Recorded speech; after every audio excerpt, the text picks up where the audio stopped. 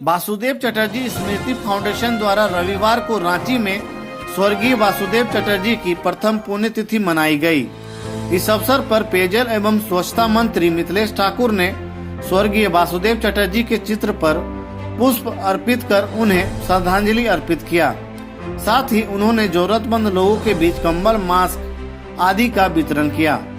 मंत्री मिथिलेश ठाकुर ने कहा कि समाज का हर वर्ग समाज में अपनी भागीदारी सुनिश्चित करे, ताकि जो लोग मुख्यधारा में नहीं आ सके हैं उन्हें मुख्यधारा में जोड़ा जा सके। मौके पर स्वर्गीय वासुदेव चटर्जी के पुत्र राजीव चटर्जी ने कहा कि पिताजी के प्रथम पुण्यतिथि पर लगभग 400 लोगों को भोजन कराया गया है। पिताजी जिंदा थे तो उन्होंने जरूरतमंद लोगों की मदद करना सिखाया था। देखिए पूरी वीडियो विस्तार से। फाउंडेशन ट्रस्ट की ओर से उनकी प्रथम पुण्यतिथि पर फाउंडेशन ट्रस्ट के अध्यक्ष राजीव चटर्जी जी के द्वारा एक बड़ा आयोजन कंबल वितरण का यहाँ किया गया है और ये एक बड़ा ही नेक काम है, क्योंकि बहुत सारी ऐसे बातें सुनने को आती हैं आपके माध्यम से, मीडिया के माध्यम से, कि ठंड से मौत हो गई, वृद्ध की, कहीं कभी कभी ये समाचार आता है। सरकार पूरी तरह से दृढ़ संकल्पित है कि कहीं भी कोई भी राज्य का नागरिक ठंड से बीमार ना हो, मौत नहीं हो। और उसमें एक बड़ा ये सकारात्मक पहलू है, सरकार की ओर से भी लाखों की संख्या में कंबल वितरण किया जा रहा है।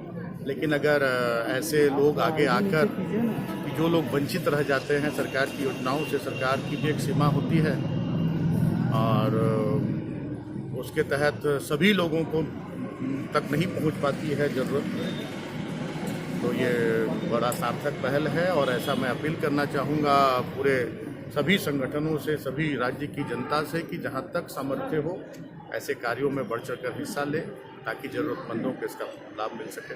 सर, एक साल होने को है सरकार के, एक साल होने को, क्या कुछ उपलब्धियां इस बार गिनाएंगे सर? देखिए, उपलब्धियों की कोई गिनती नहीं। 29 तारीख को सारा कुछ जनता के सामने आ जाएगा।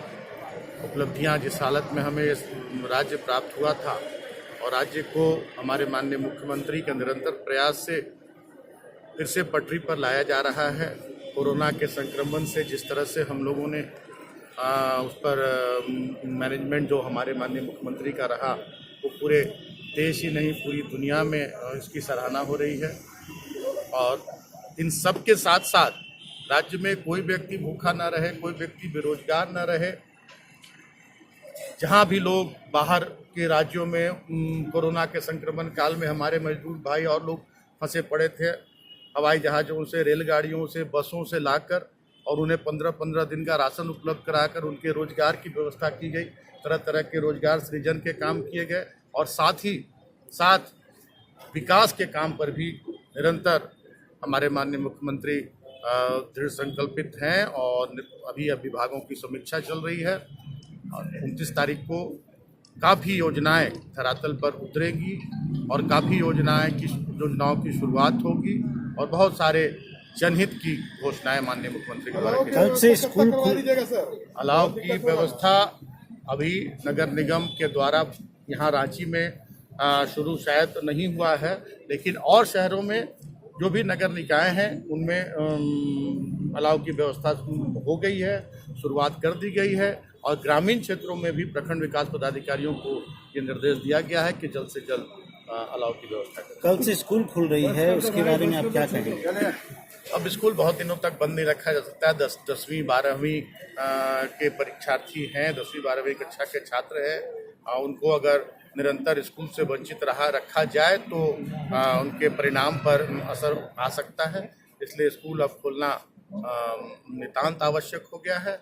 अभिभावकों को भी चाहिए कि पूरी सुरक्षा के साथ अपने बच्चों को स्कूल में भेजें।